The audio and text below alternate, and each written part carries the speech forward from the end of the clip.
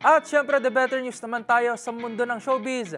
Banda ni Cleggy, inilabas na ang kanilang bagong album na pinamagatang Lonely Hearts. Ang mga detalye panoorin sa Showbiz Report na ito.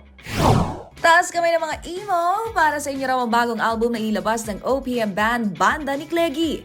Pinamagatang Lonely Hearts ang EP na naglalaman ng 5 tracks gaya ng Bahay Kubo, Boy 20, Magic, Hinahanap-hanap Ka at title track Lonely Hearts kakolab ang bokalista ng Moonstar 88 na si Maish. I've been saving me for you. I'm one of those lonely hearts. I'm one of those lonely hearts. Ito ang comeback EP ng Banda ni Cleggy matapos ang halos isang dekada o noong inirelease ang medyo serious semi-formal year 2016. Makakarelate raw dito ang mga taong may lonely hearts searching for hope.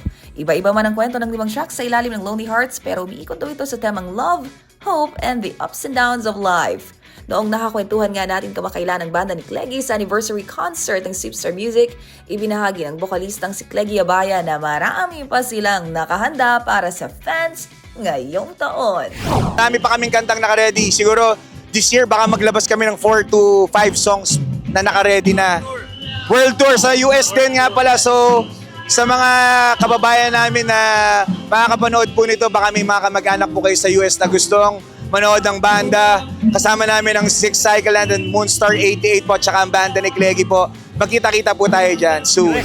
At yan ang The Better News sa mundo ng showbiz. Ito si Angelica Cosman ng DZRH TV. Una sa Pilipinas, una sa Pilipino.